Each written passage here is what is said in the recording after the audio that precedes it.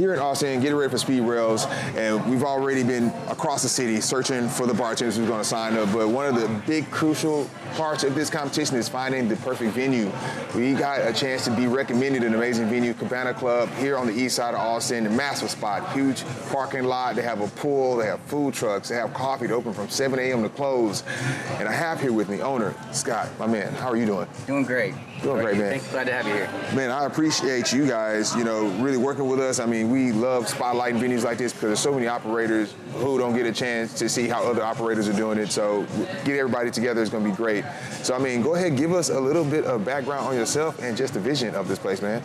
Yeah, so, I mean, honestly, this is Cabana Club. It's many years in the making. We wanted to do something a little different with this concept compared to what currently exists in Austin. There are a lot of places that have patio bars. There are a lot of places that even do coffee and then bar all day long with food trucks. But we wanted to take it a step further and add something for the summertime, which, can be some of the slower months for a lot of patio bars in this town. And that's where the pool came in. So we decided, hey, what are we going to do as our third component? What do you want to do when it's 100 degrees outside? You want to be by a pool in a cabana. So we added cabanas, a pool, and a pool bar for everybody to enjoy, to kind of, give that summer offering that we felt was missing in Austin. And when you guys were building out all of this, did all this come all at once, or was this something you guys added layer by layer? And when did you guys open? So we opened a year ago. We just had a 1-year anniversary, which was a great party at the end of June. It took several years to get open before that. If I'm being honest, the city is not the easiest to deal with, and permitting and all of those things. Also coming out of COVID, a lot of construction, budget ballooning and delays and whatnot. So you guys have been working on this since before COVID? More than a couple of years to get open. Okay. But we did open a year ago. We've been open for a year now, and it's just gotten better and better every month. We have a lot of great regulars that come here, and for various reasons. We got a lot of great organizations that we work with. We do everything from like gym anniversary parties to corporate happy hours. We even have a tango night and a bachata salsa night. I saw that. That's really popular, probably one of the more popular ones in the city. So we kind of try to do a little bit of something for everybody here. And we touched on this off camera, but people, they are expecting more out of the places that they visit and they frequent. And it seems like you guys are doing a lot with event programming. What was the revelation of that? Was that something you always felt like bars needed from the get-go, or is it something you realized you have to do to remain competitive? Yeah, so I mean, that kind of stems back. So I have a sister concept, Progress Coffee and Beer. We had a location here in Austin off of I-35 that, they expanded the freeway, so we had to sell that one back to the state. But we have one currently in Buda. And so some of the things we learned in doing the coffee and bar model is that your programming matters, and, doing cool stuff to, appease the people that are coming to you 5, 6, 7 days a week. That's what you see with the coffee component. So it's cool to be able to show people the versatility and give them something exciting to look forward to whenever they show up. And that may be a vendor market, that may be a music showcase, always trying to have something fun and cool that makes people want to come here every week, not just every weekend, but hopefully every day. And with the coffee, is there any money in that? Yeah, there is. It is? Okay. There is money in coffee. I mean, you gotta sell a lot of it, but it's definitely a cool component because these days some people are not drinking as much, and sometimes there's a mixed group of like, hey, some people just want a coffee, other people want a beer. Like, we can appease both of those groups. So we've worked hard on our non-alcoholic menu as well, and our mocktails and all that. So we've got a wide, diverse offering for anybody that wants to show up. And from an operational standpoint, I know you guys open from 7 a.m. to sometimes midnight, 1 a.m. Yep. And then, of course, getting your staff cross-trained into the barista as well as mixology. How's that process been working? It's been working surprisingly well. We have a lot of really talented people. We had a lot of great applicants like right out of the gate with this venue because it's so unique. Obviously the 7 a.m. to midnight is a lot of hours, 7 days a week. We're almost running hotel hours minus the rooms at this point, which is something I've done in the past and, have a little familiarity with. So it's a heavy lift in the beginning, but once you get it moving on all cylinders, it's a really great business to be a part of. It just takes a lot of shared responsibility from the leadership and the staff to be able to make sure that we open on time, everything's clean, all the drinks are consistent throughout every hour of the day. But we've got a great team here that does that. So, and it's kind of dope that you mentioned the hotel model, because ultimately this space is really just a massive event space. Sometimes you guys are doing multiple events at one time. Like I know Emily was telling me, I think maybe it's tonight, you guys have a run club on one side and then also salsa happening on the other side. Yeah. How has that been, running the multiple event concepts? You know, it's great. We love the exposure. We love having as many people here as possible to check out our venue and, you know, first of all, know we exist, and then hopefully think about us for their next time they're up for anything we offer in the future. So, yeah, I mean, tonight, yeah, the Run Club will be a few hundred people, and Bachata usually is another few hundred people, but luckily we have a venue big enough to hold all of that. We could even fit a third party out by the pool. Oh, my man's grinding. So let's touch on the Austin hospitality ecosystem here, man. So, you know, I'm from Houston. I know you're from Houston also, but you've been out here for 20 years, man. How could you describe the Austin hospitality community and how they interact with each other? Be honest. Yeah, I will. I mean, Austin's grown a lot, right? Yeah. I started out in 2005 as a bar back with a little towel in my back pocket on 6th Street, running around the college shop bars and all that. And it's grown quite a bit from there. You know, we now have multiple bar districts, and really just Austin's scene has changed in that many people look at Austin as kind of the trend-setting, cutting-edge, creative part of Texas. You get a lot of great people from all over that are here. We have some of the best mixology scenes or concepts in the whole state here. And so, yeah, it's really great to see, like, you know, what people are coming up with. And it's not like people are cutthroat against each other. People respect each other. You know, they get along with each other. It's a very loyal community in this town. And I know that different areas of town pop up and that becomes the it area. What would you say the it area right now is, or the it district?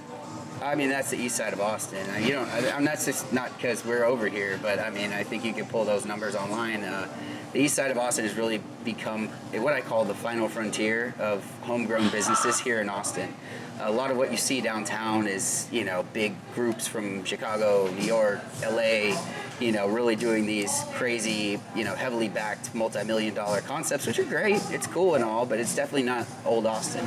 Old Austin is buying an old pit lube station, like our neighbors over here, and then coming in and turn it into a cocktail bar with a, you know, really cool food program that goes along with it. And a lot of that is what you'll see over in this part of town because it was feasible from a real estate standpoint a few years ago.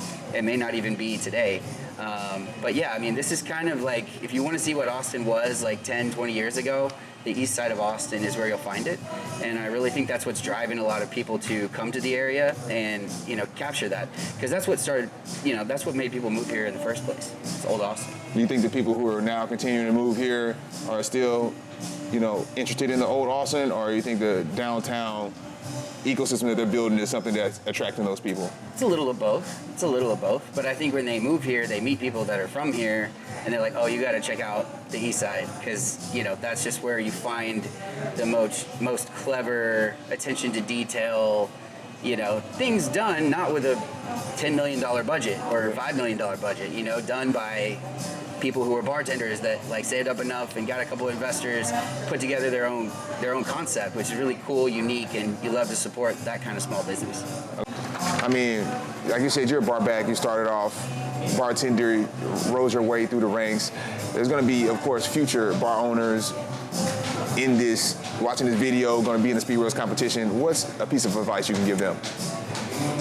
I mean, just grind hard, and don't be afraid to put in the work, right? Like, you know, I think when you're working in the industry, there's always something fun that you're offered, you know, whether that be after a shift, whether that be on your day off or whatnot.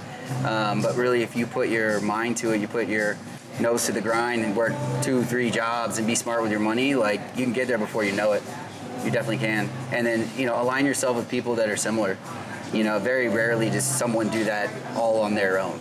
A lot of times it's, you know, getting in and talking with people that are like-minded, that have the same vision and chasing it together. There's nothing better than a really great team. So if you can find those individuals and try and do it together 3x as fast, it'll happen before you know it. Speaking of team, man, your girl Emily, the event coordinator who I've been dealing with, she's a killer, man. Where'd you find her at? You know, she came in here shortly after we opened, and yeah, she's just really hard worker. She can handle a lot. She's smart. She's great with people, so it was kind of a no-brainer thing right out of the gate, and she's just come in, and we've given her more and more responsibility. So, yeah, lovingly. I mean, I love the fact that when you build a spot, you put your thought into the place, and other people see the vision, and now that can make your recruiting efforts a whole lot easier. Yeah. Instead of having to go poach just like your track. Yeah, exactly. So when it comes to SpeedRailz, how long have you known about it? What are your thoughts on it? I'll be honest with you, I mean, I heard about it recently, but it's a really cool organization. I think anytime you can do things to bring industry people together, even not just locally, but from different markets, it helps people share ideas, opportunities, the creative side as well. So, it's really cool to be entertaining this and working with y'all and doing things that bring industry people together here at Cabana Club. I mean, it kind of leans on your earlier point, just, giving people that alignment with other people who are trying to push stuff, because I know I've worked in huge venues with sometimes 200 employees and nobody's really trying to get anything done other than just come to work and go home. Yeah. But I think SpeedRailz has allowed us to attract, the high performers in different markets and sometimes bring together those people sometimes who don't have that talent in proximity. But have you ever done competitions before? No, I haven't. You never did a competition before? No, I didn't. No. I mean, It's not too late. I jumped over to the owner side about 14 years ago. Oh, okay. So I can't say I was good enough for a competition before that. I was good at saving money and making money and, putting stuff together. That's a skill set in this industry. I can't say that I would have been good enough to be worth anything in a competition. What, do you have a real estate background? Not before. It all started in hospitality. Okay. Yeah.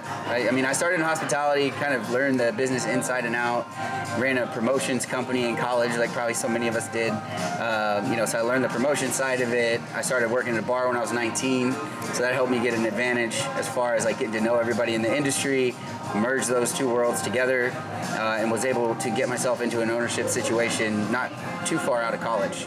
So very quickly I jumped into that world, and I've kind of stayed on the other side of the bar for the most part. Good call, man. I got two questions for you that I'm asking everybody going forward.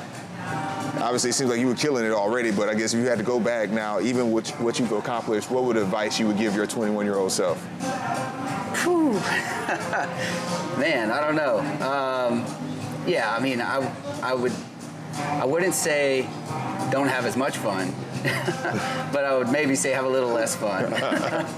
It's easy when you're young and everything's at your fingertips to lose track of, your grind or whatnot. That's probably the biggest thing. I think everyone could always work a little bit harder, smarter, especially in the early 20s. I feel that, man. Especially when you got all the energy. It's like, make sure you place it in the right spaces. Yeah, exactly. And the last question, obviously you guys have done a great job here. I know from looking at this, I know you got big visions for where this brand is going. So if you were given $5 million right now, what would you do to expand the brand?